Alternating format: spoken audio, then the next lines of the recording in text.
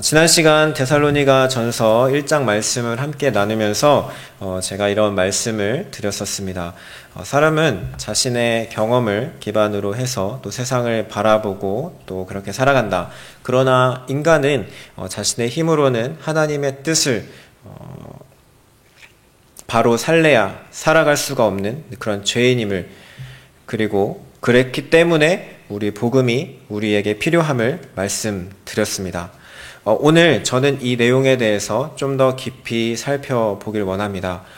그 이유는 우리 안에 깊이 뿌리 내리고 있는 그 세상의 가치관을 걷어내는 그러한 일들이 정말 쉽지 않기 때문입니다. 너무 우리의 삶 속에 깊숙이 뿌리 박혀 있어서 뽑아내는 일이 쉽지 않습니다. 아니, 불가능합니다. 그러기에 우리에겐 복음이신 예수 그리스도만이 유일한 살 길이 되시는 것입니다.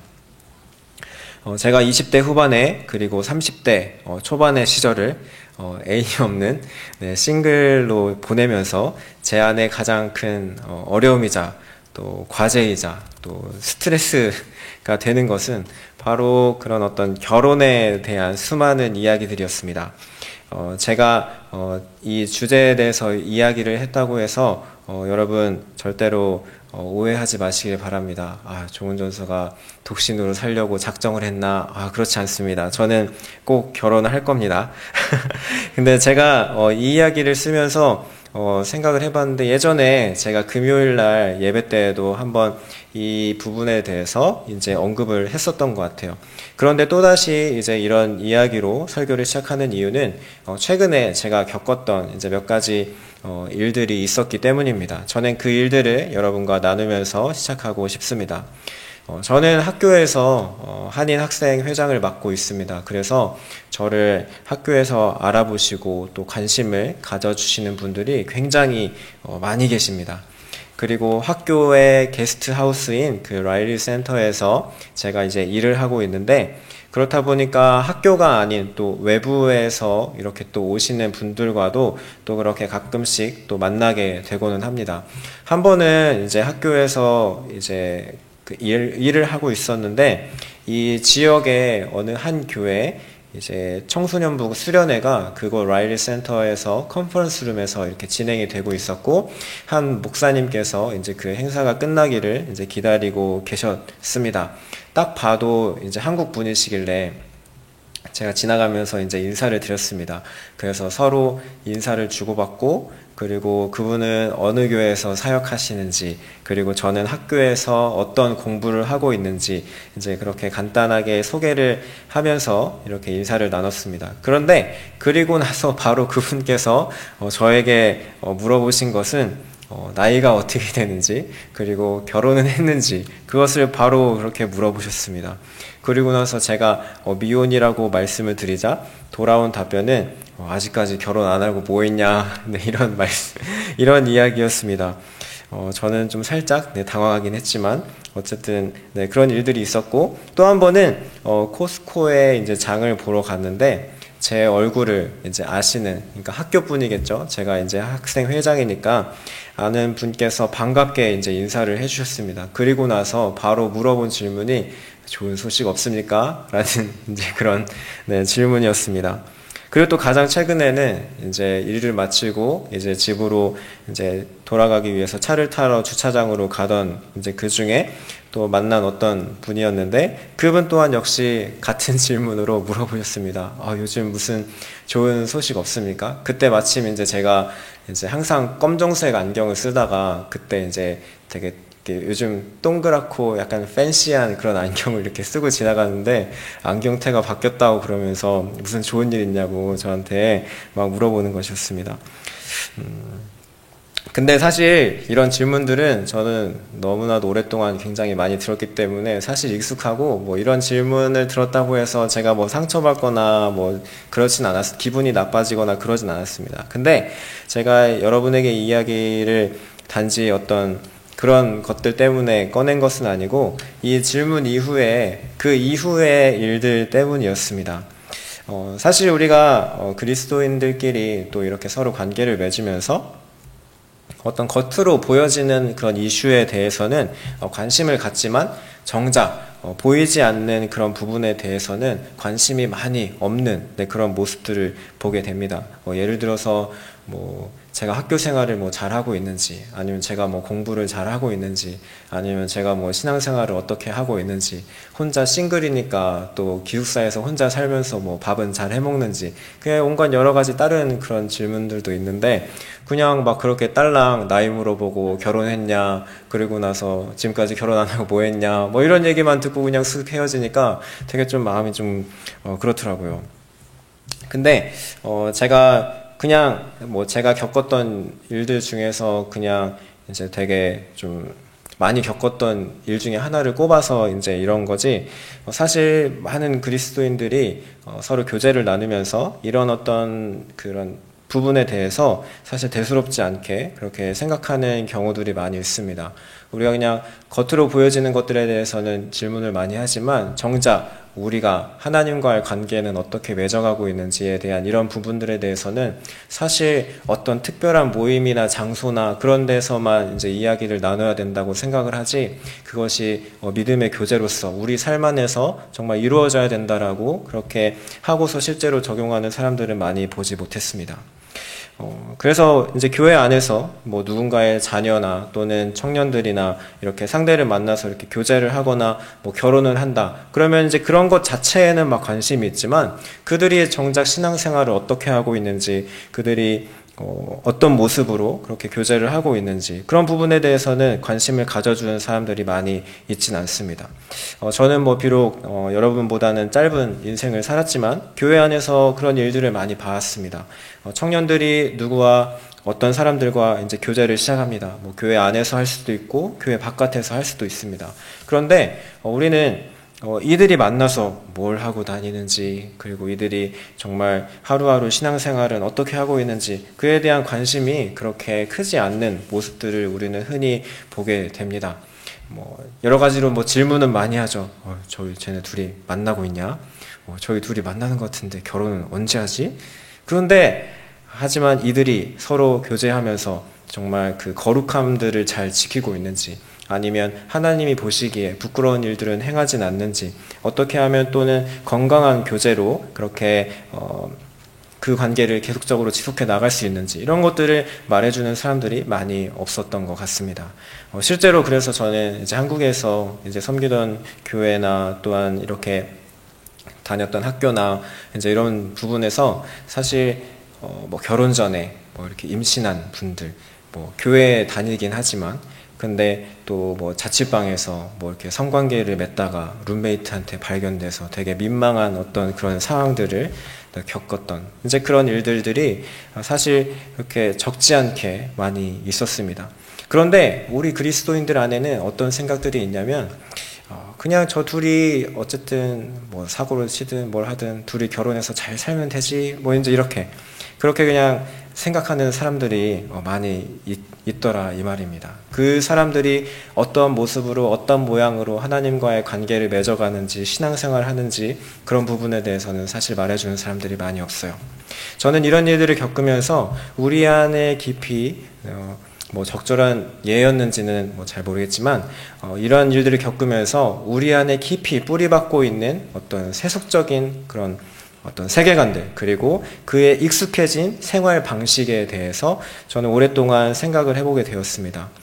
예수님을 알지 못하는 사람들이라면 이해할 수 있습니다. 왜냐하면 그분들에게 있어서는 이 성경이 기준이 아니거든요. 그래서 요즘 같은 시대에 정말 각자가 생각하고 또 각자가 결정하는 이제 그런 것들이 서로 옳다고 여겨지고 서로 존중하는 이런 포스트 모던 이런 사회 시대에 정말 절대적인 어떤 진리가 없고 기준이 없는 이런 시대에 사람들은 다 각자 마음에 원하는 대로 살아가죠. 그러나 우리 그리스도인들은 그들과는 당연히 달라야 합니다. 그런데 우리 스스로 그리스도인들이라고 말하는 사람들은 어떻습니까? 우리가 예수님을 더 믿고 또 예수님의 뜻대로 산다고 하는 사람들인데, 우리가 정말로 예수님을 전적으로 의지하면서 살아가고 있나요? 교회는 출석하고 있지만 여전히 우리 안에 깊이 뿌리 박힌 그런 세속적인 어떤 세계관들, 가치관들, 생각들을 삶의 방식들을 버리지 못하고 과거의 그런 방식대로 그대로 살아가고 있지는 않습니까?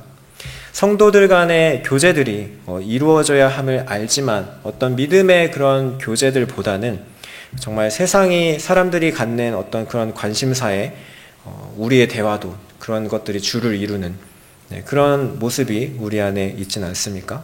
제가 결혼에 대한 것만 언급을 해서 그렇지 사실 학업에 대한 것도 그렇죠. 직장 생활에 대한 것도 그렇죠. 정치적인 이슈도 그렇죠. 우리 주변을 살펴보면 사실 이러한 것들이 여러 가지 많은 그런 주제들이 다양하게 있음을 보게 됩니다.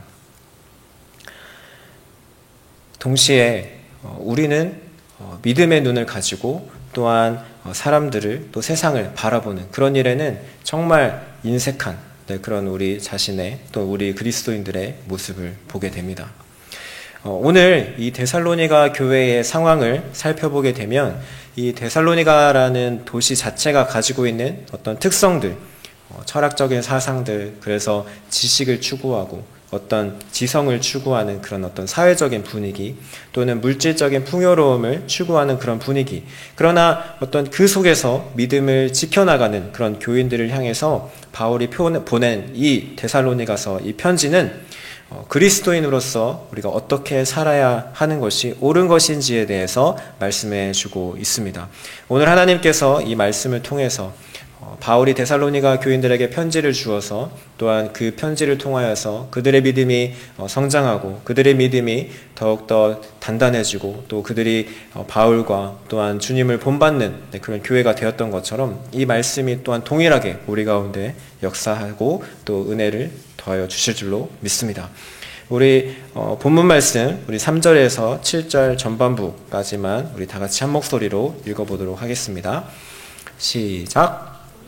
겉면은 잘못된 생각이나 불순한 마음이나 속임수로 하는 것이 아닙니다. 우리는 하나님께 검정을 받아서 맡은 그대로 복음을 전합니다. 우리가 이렇게 하는 것은 사람의 환심을 사려고 하는 것이 아니라 우리의 마음을 살피시는 하나님을 기쁘게 해드리려고 하는 것입니다. 여러분이 아는 대로 우리는 어느 때든지 아첨하는 말을 한 일이 없고 구실을 꾸며서 탐욕을 부린 일도 없습니다. 이 일은 하나님께서 증언하여 주십니다. 우리는 또한 여러분에게서든 다른 사람에게서든 사람에게서는 영광을 구한 일이 없습니다. 물론 우리는 그리스도의 사도로서 권위를 주장할 수도 있었습니다. 아멘. 이 본문을 이 내용을 주석하는 그런 주석가 신학자들이 오늘 이 본문에 대해서 이제 살펴보게 되었을 때에 당시 바울과 또 그 바울과 함께하는 그 일행, 또 실라와 또 디모데 그들이 전하는 그 복음에 대해서 반대자가 있었음을 추론을 합니다. 왜냐하면 바울이 오늘 지금 이 3절에서 7절까지의 말씀에서 보면 아닙니다 또는 없습니다, 그런 일이 없습니다, 이렇게 표현을 하고 있잖아요. 그래서 이런 표현들은 상대가 내가 어떤 주장하지 않는 또는 내가 동의하지 않는 이제 그런 말들을 했을 경우에 그것을 반박하기 위해서 또 부정하기 위해서 또 해명하기 위해서 그런 말들을 우리는 사용을 하죠. 그래서 이 본문의 내용을 따라서 추론을 해보면 어떤 이들은 바울이 복음을 전하는 그것이 잘못된 생각으로 전하는 것이다 또는 불순한 마음으로 전하는 것이다, 속임수로 그렇게 전하는 것이다, 사람들의 환심을 가지려고 그렇게 얻으려고 그렇게 하는 것이다, 자신의 유익을 구하기 위해서 그들이 그렇게 복음을 전하는 것이다, 사람으로부터 영광을 취하기 위해서 영광을 받기 위해서 그렇게 복음을 전하는 것이다 라고 이렇게 바울을 비난했을 가능성이 있다라는 것입니다. 바울이 전한 그 복음의 내용에 대해서 이렇게 실제로 반대하는 사람들이 있었는지 없었는지에 대한 부분은 사실 기록에 있지는 않습니다. 그래서 알 수는 없지만 사실 그때 데살로니가 교회의 상황을 보게 되면 바울을 핍박한, 바울을 또 쫓아서 이렇게 죽이려고 한 그런 세력도 있었던 것을 미루어 보아서 이런 세력도 분명히 있었을 것이다 라고 그렇게 추정을 합니다.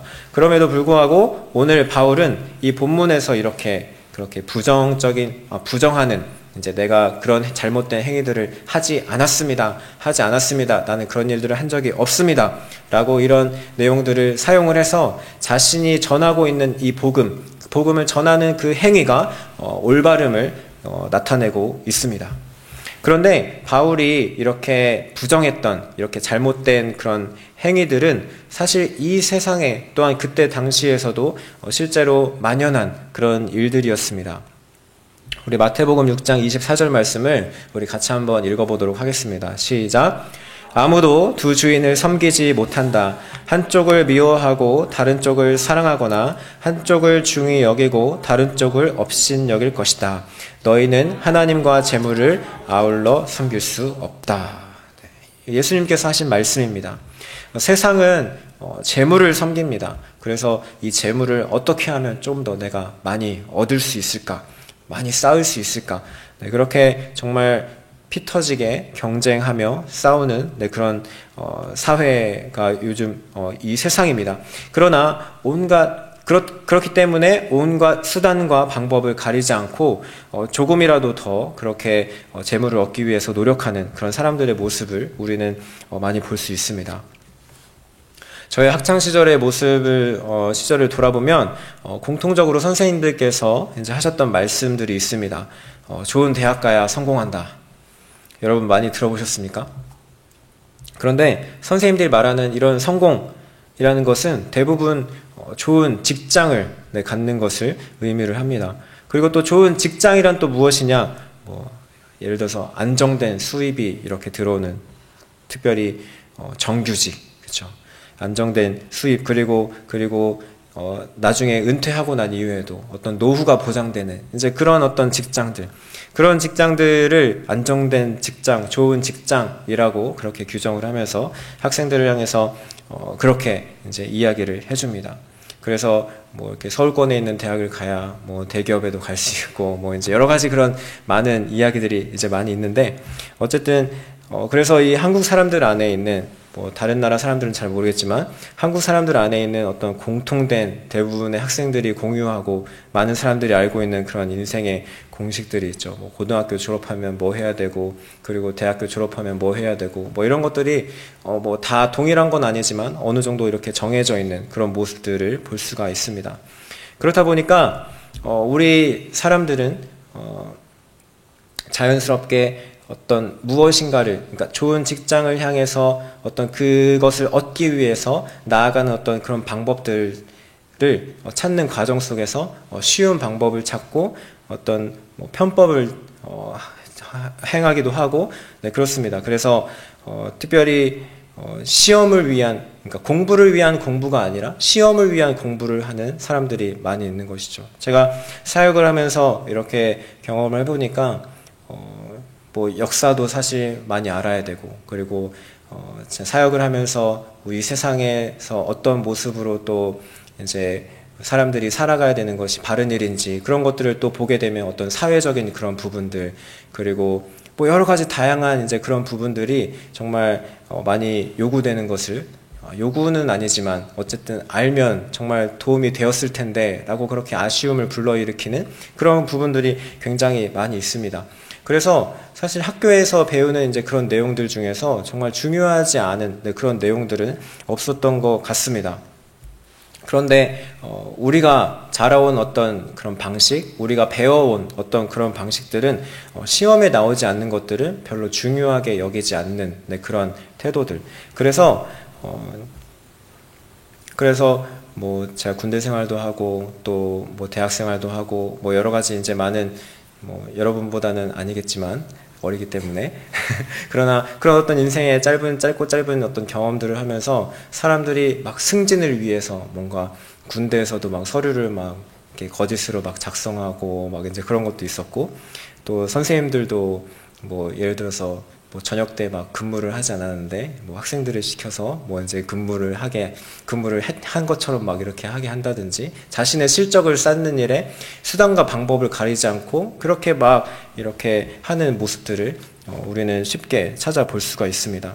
이것들은 그냥 다양한 영역에서 찾아볼 수 있죠. 그래서 요즘에 뉴스를 많이 보게 되면 뭐 대통령도 사실 이제 뭐 과거 전 대통령들 이제 뭐 지은 죄들로 인해서 뭐 감옥에 들락날락하고, 그리고 정치인들도 마찬가지로 뭐 자기가 지금 막 옳다고 막 그렇게 이야기를 하지만 사실 그 배경을 또 알고 보면 또 막 다른 어떤 뭐 기업들과 아니면 또는 사회 단체들과 막 이렇게 재정적으로 막 이렇게 이렇게 엉켜져 있고, 경찰들도 마찬가지죠. 법관들도 마찬가지죠.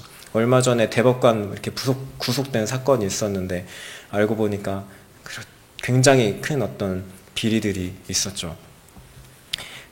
그리고 또 뭐 한 가지 그냥 되게 작은 일이긴 하지만, 뭐 예전에 제가 타던 그 2002년식 소나타 네, 그 차를 이제 고장나서 이제 맡기려고 멕시칸 가게, 다른 데 가면 비싸니까 멕시칸 가게 이렇게 가서 맡겼는데, 이렇게 바퀴를 고정해준 어떤 그런 나사들을 정말 이렇게 잘 이렇게 고쳐야 되는데, 나사를 하나를 이렇게 빠뜨린다든지 이제 이런 일들이 뭐 빈번히 있었습니다.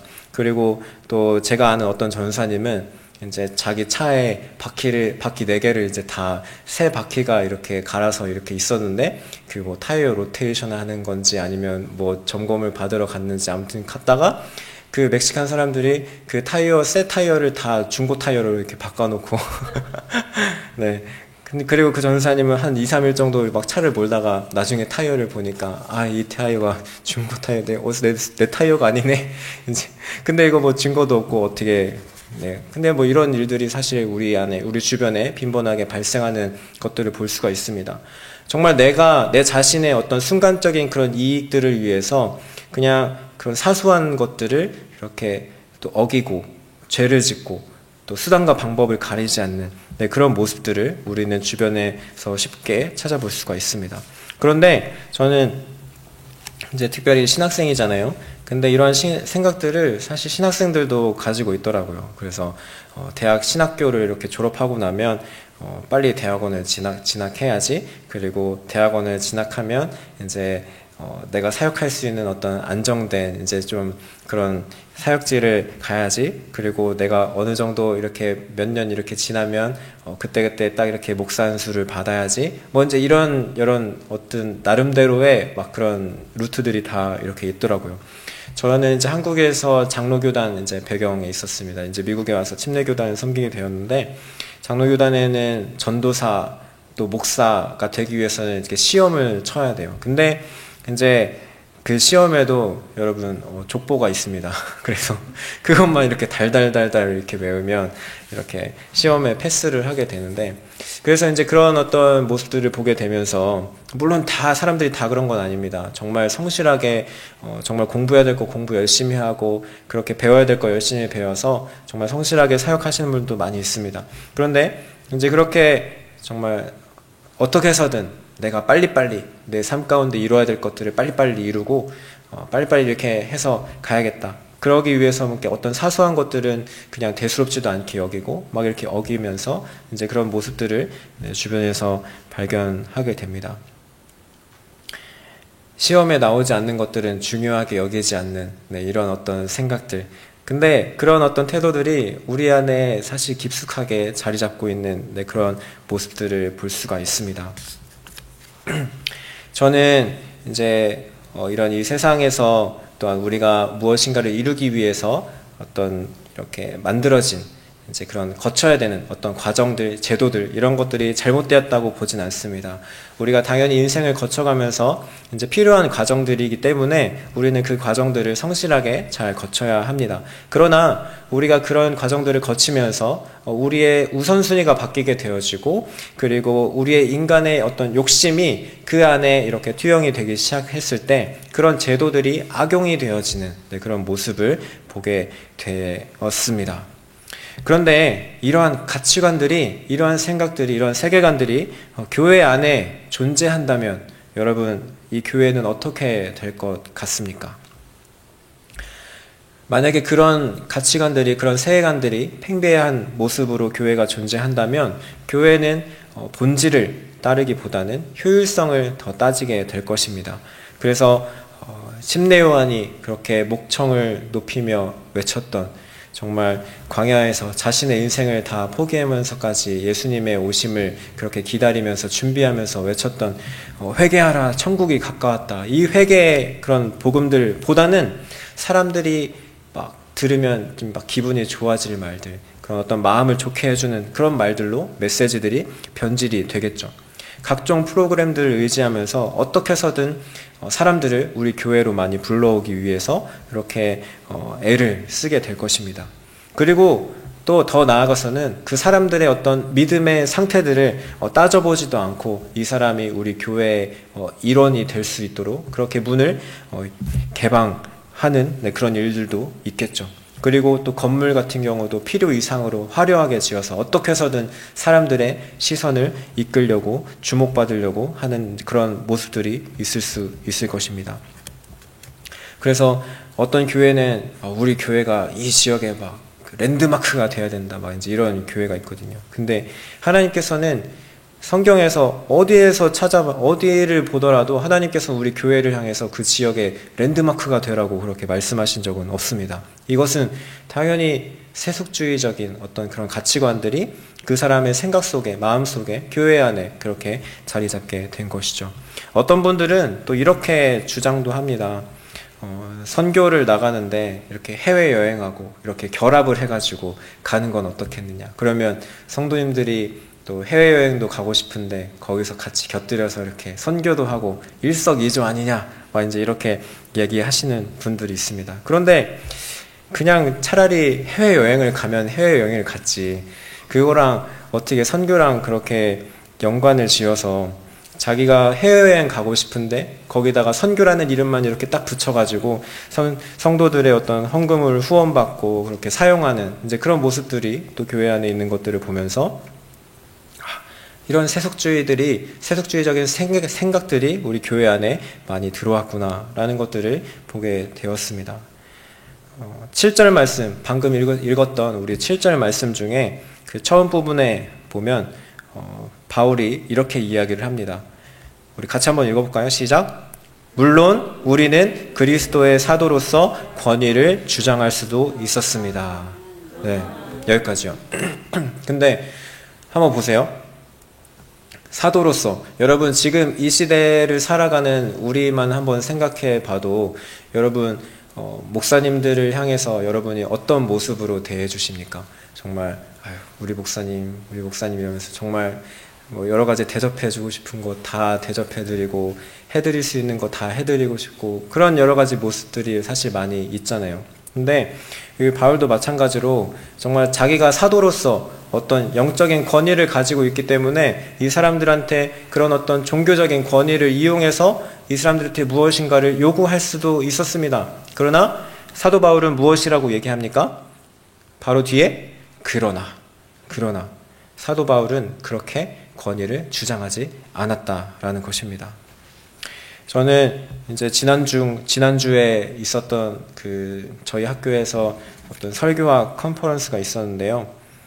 한 교수님이 이제 이런 말씀을 하시는 겁니다.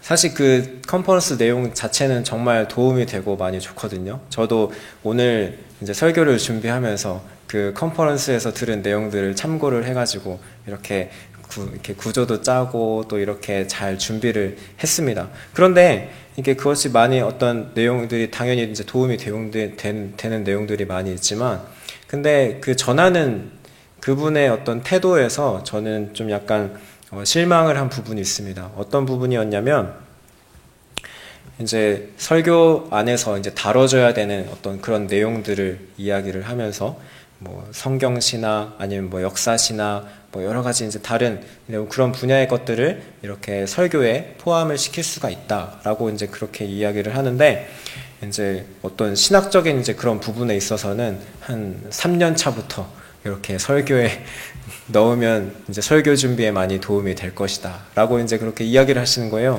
그래서 왜 그렇게 이제 이야기를 하느냐 그랬더니 성도들을 눌러주려고.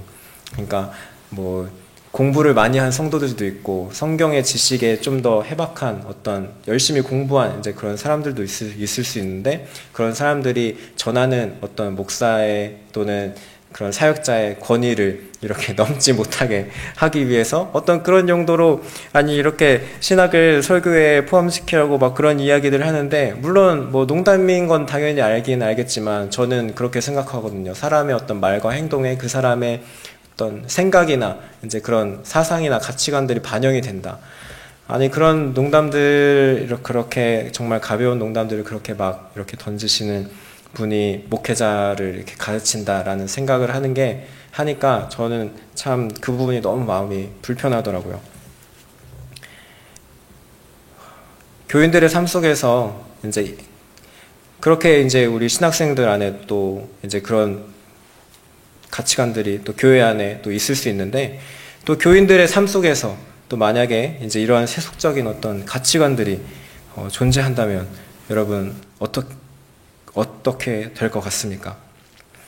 먼저는 뭐 자녀 교육에 대한 이제 그런 부분들을 한번 생각을 해봅시다. 대부분의 많은 이제 부모님들께서 자녀들을 교회에 보내면서 이제 그걸로 그 자녀의 어떤 신앙생활은 이제 다다, 이제 이렇게 마음속으로 생각하시는 분이 있습니다. 그래서 집안에서는 따로 말씀을 가르치지 않거나 같이 뭐 이렇게 어떤 다루지 않거나 신앙에 대한 그런 부분들을 서로 공유하지 않는 그런 모습들. 그러니까 교회에서는 이제 사역자분들이 이렇게 그 아이들을 잘 가르쳐주지만 집에 가서는 다른 어떤 세상의 아이들과 다를 바 없이 다른 애들이 공부하는 것에 뒤처지지 않게 잘 배워서 또 좋은 대학 가서 또 좋은 직장 갖도록 하는 것. 네, 그것을 그런 어떤 세상적인 사람들의 목표와 동일한 목표를 가지고 그렇게 교육을 하시는 분들이 있는 것 같습니다. 그리고 또 어떤 부모님들은 또 그 부모님 자체가 또 말씀에 관심이 별로 없는 그런 경우도 있고요. 그래서 따라서 신앙생활에 대한 부분에 있어서는 부모님이 또 자녀들에게 대해서 권위를 갖지 못하는 그런 경우가 있기도 합니다. 따라서 그 믿음의 교제가 가정 안에서도 잘 이루어지지 않고, 그것이 이제 또 교회로 연결돼서 교회 안에서도 어떤 믿음의 교제를 나누려고 할 때 그것들을 어려움 겪는 그런 경우들을 보게 됩니다. 데살로니가라는 도시에도 이런 어떤 세속적인 가치관들이 사실 넘쳐났죠. 가득한 그런 상황이죠. 그런데 데살로니가 교회는 그런 상황 속에서도 믿음을 지키고 주님과 바울을 잘 본받은 그런 교회로 바울에게 칭찬을 받았습니다. 바울은 어떤 마음으로 그렇게 교회를 섬기고 어떠한 태도로 그 교인들을 그렇게 대하였을까요? 우리 또 다음 말씀을 통해서 살펴보기 원합니다. 우리 본문 4절 말씀을 우리 다 같이 한 목소리로 읽어보겠습니다. 시작! 우리는 하나님께 검정을 받아서 맡은 그대로 복음을 전합니다. 우리가 이렇게 하는 것은 사람의 환심을 사려고 하는 것이 아니라 우리의 마음을 살피시는 하나님을 기쁘게 해드리려고 하는 것입니다. 아멘. 세속적인 가치관들이 교회 안에 여전히 존재하는 이유는 무엇일까요? 여기에 대해서 마틴 로이드 존스 목사님은 이렇게 이야기를 합니다.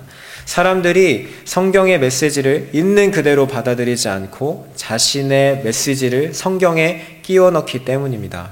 사람들은 자신의 철학과 이론과 사상과 이해의 수단을 가지고 성경에 접근합니다. 결국 모두가 이해할 수 있는 언어로 분명하게 제시된 성경의 메시지를 지나쳐 버립니다. 사람들은 자신의 욕심, 그리고 자기가 하고 싶은 것, 자기가 이루고 싶은 것, 버킷리스트, 이런 것들을 자꾸 어떤 신앙생활의 어떤 영역 안으로 자꾸 꾸려 들어옵니다. 그러니까 교회를 건축하는데 강남에서 가장 멋지고 유명하고 온 세계 사람들이 다 찾아와서 구경할 만한 그런 어떤 랜드마크, 이런 교회로 우리 교회가 세워져야 된다. 그러면서 한 3천억 이상의 돈을 들여서 그런 교회를 건축하지 않았겠습니까? 그러니까 다른 어떤 교회들보다 우리 교회가 의자가 몇 개 더 있다. 우리가 더 많은 교인들을 수용할 수 있다. 또 이런 걸로 또 자랑하지 않겠습니까? 그러니까 또 선교하고 해외여행을 이렇게 또 같이 이렇게 간다, 결합한다. 이제 이런 이야기들을 하는 것이 아니겠습니까? 여러분, 방금 읽은 본문을 한번 살펴보십시오. 바울이 무엇이라고 이야기를 하고 있습니까? 우리는 하나님께 검정을 받아서 맡은 그대로 복음을 전합니다. 라고 이렇게 바울은 이야기합니다. 영어로 살펴보게 되면 just as we have been approved by God 이렇게 기록하고 있습니다. 여러분, 이 말은 무슨 말입니까? 여기서 이 말씀에서 하나님께 검정을 받아서, 여기 검정을 받다라는 이 말은 헬라어로 도키마조라는 그런 단어인데요. 이 단어는 시험하다, 시도하다, 시험으로 입증하다, 이제 이런 의미를 가지고 있습니다. 그래서 다른 서신서에서 이렇게 이 단어가 사용된 어떤 그런 용례들을 보았을 때 로마서 말씀에 여러분은 이 시대의 풍조를 본받지 말고 마음을 새롭게 함으로 변화를 받아서 하나님의 선하시고 기뻐하시고 완전하신 뜻이 무엇인지를 분별하도록 하십시오. 에베소서 말씀에도 보면 주님께서 기뻐하신 일이 무엇인지를 분별하십시오. 빌립보서 말씀에도요, 여러분이 가장 좋은 것이 무엇인가를 분별할 줄 알게 되는 것입니다. 그리하여 여러분이 그리스도의 날까지 순결하고 흠이 없이 지내며. 그리고 데살로니가전서 5장 말씀에도 보면 모든 것을 분간하고, 그리고 요한일서 말씀에도 사랑하는 여러분 어느 영이든지 다 믿지 말고 그 영들이 하나님에게서 났는가를 시험하여 보십시오. 네, 이러한 어떤 단어의 의미로 성경에서 사용이 되었습니다. 그래서 우리가 왜 이렇게 시험을 해봐야 될까요? 왜 바울이 얘기한 것처럼 이렇게 하나님으로부터 검정을 받아야 할까요? 바울은 이에 대해서 다음과 같이 말합니다. 우리가 이렇게 하는 것은 사람의 환심을 사려고 하는 것이 아니라 우리의 마음을 살피시는 하나님을 기쁘게 해드리려고 하는 것입니다. 아멘. 그래서 어떤 분들은 교회에 와가지고 목사님들하고 막 이렇게 잘 친하게 지내려고 하고, 그리고 교회 중직자분들하고 또 친하게 지내려고 하고, 또 교회에서 또 어떤 상황이나 형편이 괜찮으신 분들하고 또 친하게 지내려고 하고, 성도들끼리 교제하고, 서로 필요를 채워주고, 이런 것들 자체가 나쁜 것은 아니지만, 교회 안에서 자꾸 무엇인가 어떤 영향력들을 행사하려고 하고, 뭔가 높은 위치로 올라가려고 하고, 이제 그런 모습들이 이제 사람들 안에 종종 있는 것들을 우리는 발견하게 됩니다. 그러나 바울은 어떤 모습으로 신앙생활을 하고, 또 어떤 모습으로 복음을 전하며, 어떤 모습으로 교회 안에서 그들을 데살로니가 교인들과 그렇게 관계를 맺어가고 있습니까? 사람의 환심을 사려고 하는 것이 아니라 우리의 마음을 살피시는 하나님을 기쁘게 해드리려고 하는 것입니다. 여러분, 이 바울의 태도는 한결같습니다. 잠깐 이 데살로니가 교회에 갔을 때만 이렇게 막 하나님을 열심히 섬기는 척, 위하는 척, 그렇게 척한 것이 아니에요. 갈라디아서 1장 10절 말씀에 보면 이렇게 기록이 되어 있습니다. 우리 다 같이 함께 읽어보겠습니다. 시작! 내가 지금 사람들의 마음을 기쁘게 하려 하고 있습니까? 아니면 하나님의 마음을 기쁘게 해드리려 하고 있습니까? 아니면 사람의 환심을 사려고 하고 있습니까? 내가 아직도 사람의 환심을 사려고 하고 있다면 나는 그리스도의 종이 아닙니다. 바울의 이 한결같은 태도는 바울이 예수님을 만난 그 순간부터 바울이 그 생을 마감하는 그 순간까지, 그리고 바울이 전도하는 모든 그 순간에 이러한 태도로 항상 그가 또 전하게 된, 그가 만나게 되는 영혼들을 그렇게 대했다라는 것입니다. 항상 하나님을 기쁘시게 하고자 하는 그런 마음으로 그는 그의 사역에 임했습니다. 바울은 또한 이 성도들을 향한 어떤 그런 태도를 통해서 정말 이 데살로니가 교인들을 향해 어떻게 또 그리스도인으로서 살아야 하는지에 대한 그런 모범들을 보여주었습니다. 우리 7절 후반부부터 11절까지의 말씀을 우리 다 같이 함께 읽어보도록 하겠습니다. 그러나부터 읽어보면 되겠습니다. 시작! 그러나 우리는 여러분 가운데서 마치 어머니가 자기 자녀를 돌보듯이 유순하게 처신하였습니다. 우리는 이처럼 여러분을 사모하여 여러분에게 하나님의 복음을 나누어 줄 뿐만 아니라 우리 목숨까지도 기쁘게 내줄 생각이었습니다. 그것은 여러분이 우리에게 사랑을 받는 사람이 되었기 때문입니다. 형제자매 여러분, 여러분은 우리의 수고와 고생을 기억하고 있을 것입니다. 우리는 여러분 가운데 아무에게도 폐를 끼치지 아니하려고 밤낮으로 일을 하면서 하나님의 복음을 여러분에게 전파하였습니다. 또 신도 여러분을 대할 때에 우리가 얼마나 경건하고 올바르고 흠 잡힐 데가 없이 처신하였는지는 여러분이 증언하고 또 하나님께서도 증언하십니다. 여러분이 아는 바와 같이 아버지가 자기 자녀에게 하듯이 우리는 여러분 하나하나를 대합니다. 아멘. 그리고 7절 말씀에 보시면 바울이 그 데살로니가 교인들을 어떻게 대하였는지에 대해서 이야기를 합니다. 그것은 마치 어머니가 자기 자녀를 돌보듯이 라고 그렇게 이야기를 하고 있습니다. 여러분 다들 어머니들이시기 때문에 아니신 분도 계시지만 어머니의 마음을 다 잘 아시리라 믿습니다. 자기 자녀들을 위해서 정말 그 시간도 포기하고 또한 자신들이 누리고 싶은 것도 포기하고 그 자녀들을 위해 희생하고 섬기는 그런 모습들. 근데 바울은 자신이 또한 그런 모습으로 그런 마음가짐으로 데살로니가 교인들을 섬겼다라고 그렇게 이야기를 하고 있습니다. 그리고 8절 말씀에도 보면요. 우리는 이처럼 여러분을 사모하여 여러분에게 하나님의 복음을 나눠줄 뿐만 아니라 우리 목숨까지도 기쁘게 내줄 생각이었습니다. 라고 그렇게 이야기를 합니다. 사실 부모님도 자녀들을 위해서 자신의 목숨을 그렇게 건다는 것이 사실 쉬운 결정은 아닙니다. 그러나 이 바울은 이 교인들을 향하여서 그런 마음으로 나의 목숨을 다 바쳐서까지도 그렇게 이 교인들이 정말 하나님 앞에 바로 세워지는 그것들을 기대하면서 그렇게 복음을 전했다라는 것입니다. 9절 말씀에 보면요. 우리는 여러분 가운데 아무에게도 폐를 끼치지 아니하려고 밤낮으로 일을 하면서 하나님의 복음을 여러분에게 전파하였습니다. 라고 기록하고 있습니다. 아무에게도 폐를 끼치지 아니하려고. 여러분 우리는 사실 교회 안에서 생활을 하다가 보면은 우리 삶에 어떤 필요들이 있고 또한 그 필요와 또한 맞춰줄 어떤 그런 사람들이 교회 안에 있기를 바랄 때가 있습니다. 그래서 내가 어떻게 하면 저분과의 관계를 통해서 좀 이득을 볼 수 있을까 이런 생각을 하는 경우들이 있는 것 같아요. 그런데 우리가 그런 생각들을 하기 전에 우리가 그 사람을 그분을 또한 우리 목장들, 목원들, 우리 교인들 서로들을 정말 한 사람, 한 영혼으로서 우리가 그렇게 보고서 또한 그들의 신앙에 대해서, 믿음에 대해서 생각을 해 본 적이 있는지 우리는 한번 돌아보기를 원합니다. 10절 말씀에도 보면요.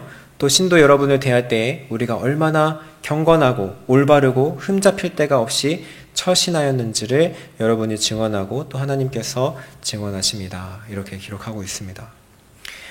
모범이 되기 위해서 바울은 정말 엄청난 노력을 했을 것입니다.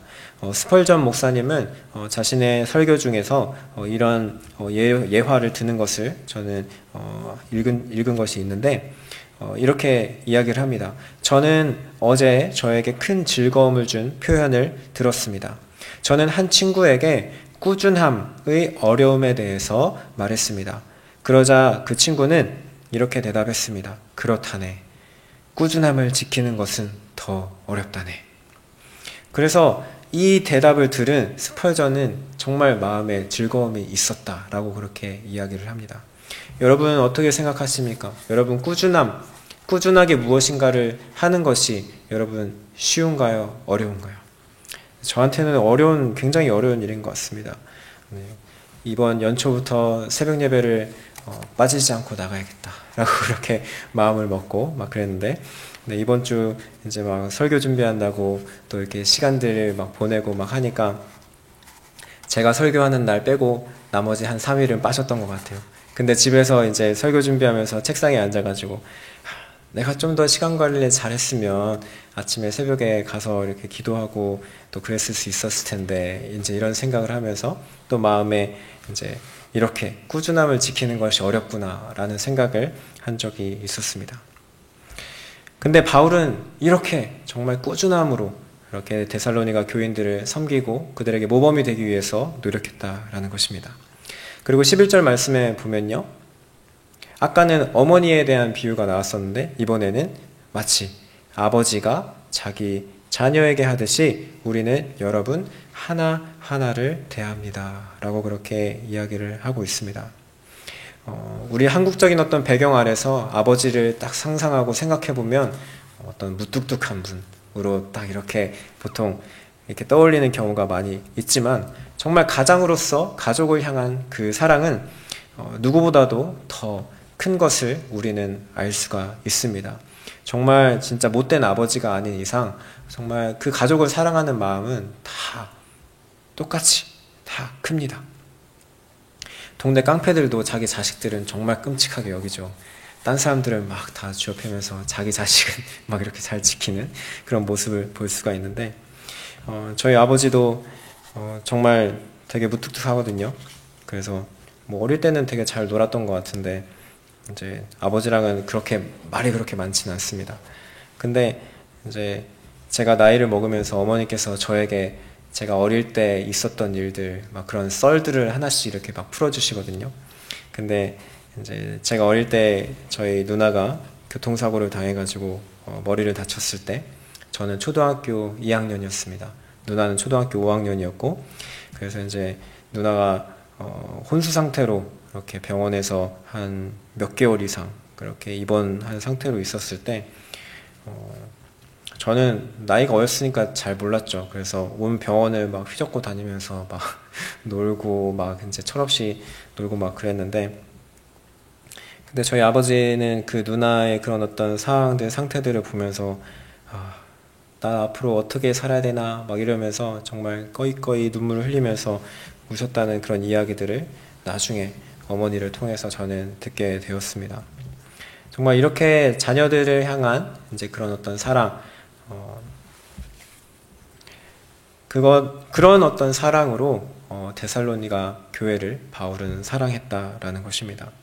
그래서 이런 어떤 가족에 관한 어떤 이런 비유를 통해서, 그리고 바울은 지속적으로 이 데살로니가 교회 사람들을 형제요, 자매요 이런 표현을 사용하거든요. 그러니까 정말 자신의 가족처럼, 누구보다 사랑하는 이제 그런 가족처럼 그렇게 이 데살로니가 교인들을 대하는 이제 그런 모습을 우리는 말씀을 통해서 볼 수가 있습니다. 사실 이 바울은 오늘 9절 말씀에도 보듯이 아무에게도 폐를 끼치지 아니하려고 밤낮으로 일을 했다라고 그렇게 기록하고 있습니다. 바울이 정말 이렇게 목숨이 위협되는 이제 그런 상황 속에서도 그렇게 복음을 전하였지만 그가 얻게 되는 특별한 물질적인 어떤 보상은 그렇게 크지는 않았습니다. 오히려 자기 자신이 자신의 생계를 위해서 일을 해야 되는 이제 그런 상황이었죠. 그렇지만 이 바울에게 있어서는 정말 자신이 복음을 전하고 그 복음을 듣고 구원받은 그 한 영혼, 한 사람, 그 사람들이 그에게는 어떤 무엇보다 값진 큰 보상이었습니다. 여러분, 우리가 이 교회 안에서 신앙생활을 하면서 우리 목장 식구들, 또 교회 성도들, 또 어린이들, 청소년들, 청년들, 그 한 사람 한 사람이 하나님 앞에 바로 세워지는 것이 여러분 우리에게 그 무엇보다 가장 큰 보상이고 값진 선물인 줄로 믿습니다. 여러분, 그러한 마음으로 우리가 교회 생활을 하며 또 그러한 마음으로 우리가 교회를 섬기기를 소망합니다. 바울과 그 일행이 그렇게 데살로니가 교회를 섬겼고 그들은 이 모습을 본받았고, 그래서 이들 또한 그 사랑으로 그 모습으로 복음을 지역 가운데 전하면서 그 데살로니가 뿐만이 아니라 그 지역, 그 도시가 있는 그 마케도니아 지역과 또 그 밑에 있는 아가야 지역까지 정말 그들의 어떤 믿음이 그렇게 소문이 났다라는 것을 우리는 말씀을 통해서 확인할 수가 있습니다. 여러분, 오늘 본문 말씀 1절에서 12절까지 말씀에 보게 되면 알고 있다라는 그런 표현이 6번 정도 이렇게 기록이 되어 있습니다. 그래서 바울이 계속 이렇게 이야기를 하죠. 데살로니가 사람들과 그렇게 관계를 맺으면서 이 바울은 데살로니가 그 교인들이 자신들이 어떤 마음가짐으로 어떤 태도로 그렇게 교회를 섬기고 헌신했는지 당신들이 알고 있다. 그런 단어를 여러 번 사용합니다. 그래서 1절에도 보면 여러분이 알고 있습니다. 여러분이 2절 말씀에는 여러분이 아는 바와 같이, 5절 말씀에는 여러분이 아는 대로, 그리고 9절 말씀에는 여러분은 기억하고 있을 것입니다. 그리고 10절 말씀에는 여러분이 증언하고 있습니다. 그리고 11절 말씀에는 여러분이 아는 바와 같이 이렇게 이야기를 합니다. 그러니까 이 데살로니가 교인들이 얼마나 그 바울과 친밀한 삶을 그렇게 관계를 맺었고, 그리고 그들이 그것을 알아서 정말 그들의 삶 가운데 적용하면서 그것들을 실천해 나가는 이제 그런 일들이 이루어지기까지 얼마나 그런 바울의 노력이 있었는지 우리는 이 말씀을 통해서 우리는 알 수가 있습니다. 우리 마지막 12절 말씀을 우리 다 같이 한 목소리로 읽어보겠습니다. 시작! 우리는 여러분을 권면하고 격려하고 경고합니다마는 그것은 여러분을 부르셔서 당신의 나라와 영광에 이르게 하시는 하나님께 합당하게 살아가게 하려는 것입니다. 아멘. 여러분, 이러한 것들이 우리의 권면이 되고 우리의 격려가 되어야 될 줄로 믿습니다. 제가 처음에 이제 이야기를 했던, 우리는 사실 어떤 외적인 그런 요소들을 보고 판단하고 대화하고 그것에만 관심을 가지고 그렇게 살아갑니다. 그러나 우리 믿음을 가진 사람들, 그리스도를 따라가는 그런 우리 그리스도인들의 삶 속에서는 정말 우리의 보이지 않는 부분들까지도 우리가 같이 위해서 기도해주고 또한 돌봐주고 그렇게 세워줄 수 있고 권면해주고 격려해주는 그러한 관계가 우리 안에 있어야 될 줄로 믿습니다. 그래서 우리 시간 다 같이 함께 기도하기 원합니다. 먼저는 우리 자신을 돌아봤으면 좋겠습니다. 여러분 안에, 우리 안에 아직도 깊이 뿌리 박혀 있는 그런 어떤 세속적인 가치관들이나 생각이나 그런 과거의 습관들이 있습니까? 여전히 내 인생의 어떤 성공을 바라보면서 살아가고, 안정된 직장을 생각하면서 살아가고, 돈을 얼마나 더 많이 벌어야 될까? 물론 이것들이 우리의 생계를 위해서 정말 필요한 것이지만 우리는 때때로 우선순위가 바뀐 우리 자신의 모습을 발견하게 됩니다. 여러분, 그러나 그러한 어떤 세속적인 가치관들로서, 생각으로서는 하나님의 교회를 절대로 세워갈 수가 없습니다. 여러분, 그러한 가치관으로서는 우리는 하나님의 나라를 살아갈 수가 없습니다. 여러분, 그런 가치관이 우리의 인생에 계속적으로 있다라고 하면 우리 인생의 주인이 결코 예수님이 되실 수가 없습니다. 예수님께서 니고데모에게 말씀하셨습니다. 거듭나야 한다. 이 거듭난다는 것은 무엇입니까? 새 사람을 입는 것입니다. 이것은 교회를 아무리 오래 출석한다고 해서 일어나는 일이 아닙니다. 진정으로 내가 예수와 함께 죽고 예수와 함께 살 때, 그때 일어나는 일인 것입니다. 여러분, 우리가 모두 침례 또 세례를 경험하지 않았습니까? 예수님과 함께 죽고 예수님과 함께 사는 그 삶에 대한 고백이 우리 모두에게 있지 않습니까?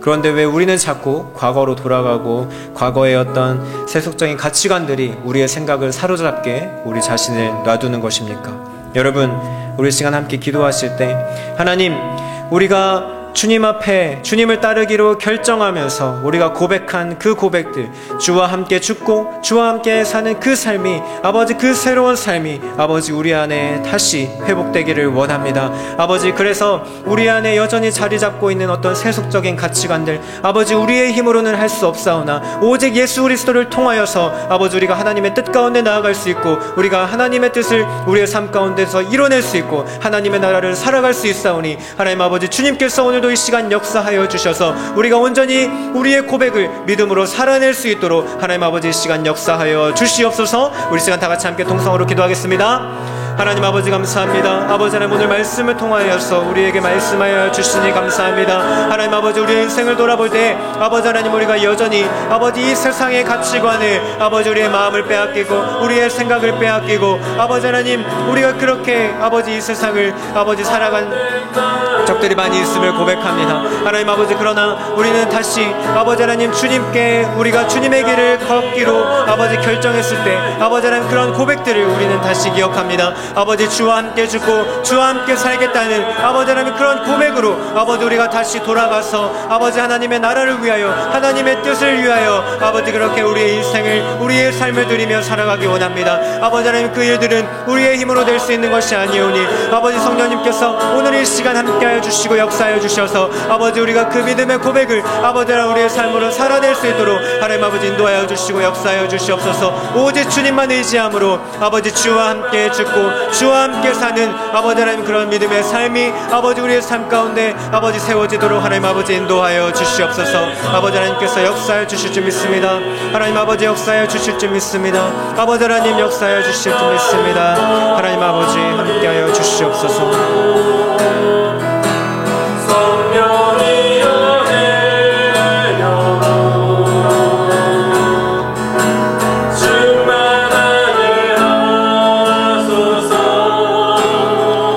우리 시간 또 한 가지 위해서 기도하실 때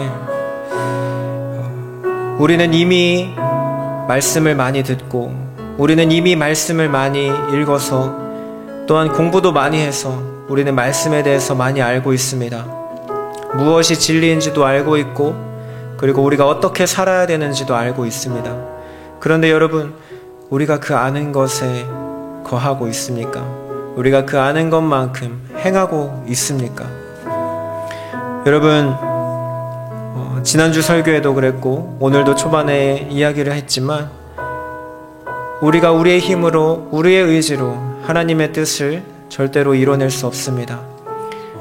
우리 자신을 이 죄악된 육신을 철저히 주님 앞에 내려놓고 예수 그리스도의 십자가에 못 박고 그리고 주와 함께 다시 산 그런 인생을 살아야 우리가 비로소 하나님의 뜻을 우리 삶에서 이뤄낼 수 있음을 고백합니다. 여러분 우리 시간 함께 고백하며 나아가십시다. 하나님 아버지 내가 그 주님의 뜻을 행하기 원합니다. 그러나 나의 힘으로는 할 수 없습니다. 성령님께서 도와주시옵소서. 예수님께서 도와주시옵소서. 아버지 하나님 내가 날마다 더 절실하게 아버지 그 일들을 위해서 간구하게 하시고 기도하게 하셔서 아버지 날마다 말씀을 행하는 삶이 아버지 우리의 삶의 열매로 맺혀질 수 있도록 하나님 아버지 인도하여 주시옵소서. 더 기도하게 하시고 더 절실히 주님을 찾고 간구하는 우리의 삶이 되도록 하나님 아버지 인도하여 주옵소서. 우리 시간 다 같이 함께 통성으로 기도합니다. 하나님 아버지 하나님 우리가 주님의 말씀을 많이 알고 있습니다. 아버지 우리가 주님의 진리를 알고 있습니다. 아버지 하나님 그러나 아버지 우리가 얼마나 아버지 그 아닌 것에 거하는지 아버지 우리의 삶을 돌아봅니다. 하나님 우리는 우리의 힘으로 우리의 노력으로 절대로 주님의 뜻을 우리의 삶에서 이뤄낼 수 없음을 고백하오니 하나님 아버지 이 시간 역사하여 주시옵소서. 아버지 하나님 우리는 그러기에 아버지 우리가 주님을 찾고 아버지 우리가 그러기에 주님께 기도하며 아버지 우리가 그러기에 주님을 의지하며 아버지 우리가 그러기에 아버지 주님께 기도하며 나아가야 되는 줄로 믿습니다. 아버지 우리 안에 계신 성령님을 날마다 의지하고 아버지 날마다 하나님께 아버지 기도와 간구로 나아가는 우리의 삶이 되도록 하나님 아버지 인도하여 주옵소서. 아버지 우리가 더욱더 절실한 마음으로 아버지 주님을 찾고 아버지 우리가 더욱더 절실한 마음으로 아버지 그 주님께 도우심을 구하여서 아버지 우리의 삶을 통하여서 아버지 말씀을 행하는 아버지 그런 삶의 열매가 맺혀질 수 있도록 하나님 아버지 인도하여 주시옵소서. 아버지 성령께서 아버지 오늘도 우리의 삶을 붙잡아 주시기를 원하고 앞으로 우리의 삶을 붙잡아 주시기를 원합니다. 하나님 아버지 역사하여 주시옵소서. 아버지 역사하여 주시옵소서. 아버지 역사하여 주시옵소서. 주님 인도하여 주실 줄 믿습니다. 주님 역사하여 주실 줄 믿습니다. 주님 함께하여 주시옵소서. 주님 함께하여 주시옵소서. 우리 시간 한 가지만 더 위해서 기도하길 원합니다. 우리 교회 안에서 우리가 우리 교인들 간의 관계를 맺으면서 우리가 서로를 바라보면서 우리는 무엇을 하고 있는지 우리가 돌아봤으면 좋겠습니다. 여러분 우리 안에 여전히 어떤 세속적인 생각들, 가치관들로 인해서 그런 사고방식으로 우리가 서로에게 서로 권면하고 격려하고 그렇게 교제를 나누고 있진 않은가요? 어떤 건강 정보나 어떻게 하면 우리가 더 건강하게 살아갈 수 있을까? 어떻게 하면 좀 더 돈을 잘 벌 수 있을까? 어떻게 하면 우리 자녀들이 좀 대학을 좀 더 잘 갈 수 있을까?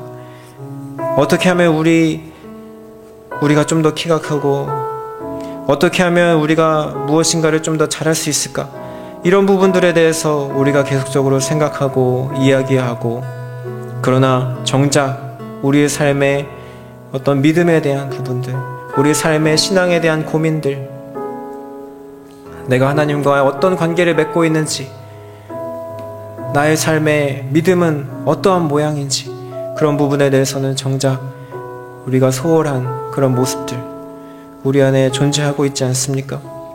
여러분, 스스로 그리스도인이라고 말하는 사람들이 어떻게 우리의 상황이나 환경이나 지식이나 실력이나 이런 어떤 조건들을 바라보면서 서로의 인격을 또 짓누르는 그런 말들을 우리가 할 수 있습니까? 어떤 이들에게는 좋은 일이 또 다른 이들에게는 슬픈 일이 될 수 있다라는 그런 사실들을 모르고 또 우리 주장만을 또 내세우진 않습니까? 여러분, 저는 이 기도를 하면서 뇌성마비 시인인 송명희 시인의 시가 생각납니다.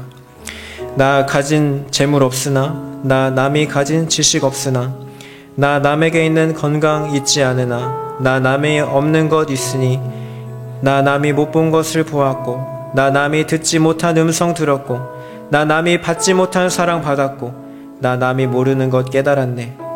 공평하신 하나님이 나 남이 가진 것 나 없지만 공평하신 하나님이 나 남이 없는 것 갖게 하셨네. 여러분, 우리는 서로를 바라볼 때에 어떤 상황, 환경, 어떤 배경, 그런 것들을 다 떠나서 하나님의 눈으로 서로를 바라보아야 될 줄로 믿습니다.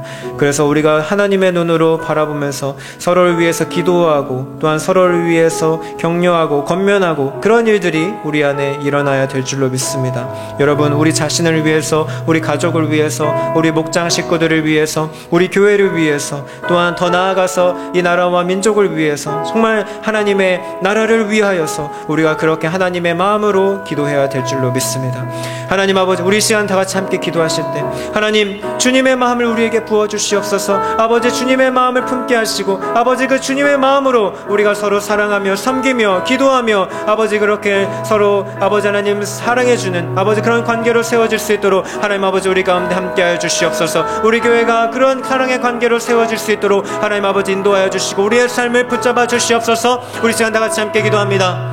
하나님 아버지 감사합니다. 아버지 하나님, 주여 하나님의 마음을 우리에게 부어주시옵소서. 아버지 하나님의 마음을 우리에게 부어주시옵소서. 하나님의 사랑을 알게 하시고 하나님의 은혜를 더 깊이 알게 하여 주시옵소서. 하나님께서 우리의 삶 가운데 베푸신 은혜를 기억하며 아버지 하나님, 그 은혜로 살아간 우리의 삶이 아버지 하나님, 그 하나님의 사랑을 함께 나누며 아버지 하나님 함께 아버지 그 사랑 안에 관계를 세워가는 아버지 우리 교회가 될 수 있도록 하나님 아버지 인도하여 주시옵소서. 아버지 하나님, 우리가 자녀들을 바라볼 때, 우리의 가족들을 바라볼 때, 아버지 우리 교인들을 바라볼 때 아버지 세상의 어떤 조건으로 아버지 하나님 서로를 바라보는 것이 아니라 아버지 하나님의 눈으로 아버지 한 영혼으로, 주님을 사랑하시는 한 영혼으로 그렇게 바라보며 서로 섬기며 희생하며 살아가는 아버지 하나님 우리 교회가 될 수 있도록 하나님 아버지 인도하여 주시옵소서. 하나님 아버지, 주님께서 그렇게 역사하여 주실 줄 믿습니다. 하나님 아버지, 주님께서 그렇게 인도하여 주실 줄 믿습니다.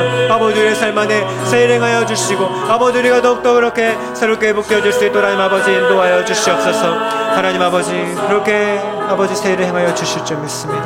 하나님 아버지 인도하여 주시옵소서. 아버지 하나님 인도하여 주시옵소서. 아버지 하나님 인도하여 주시옵소서.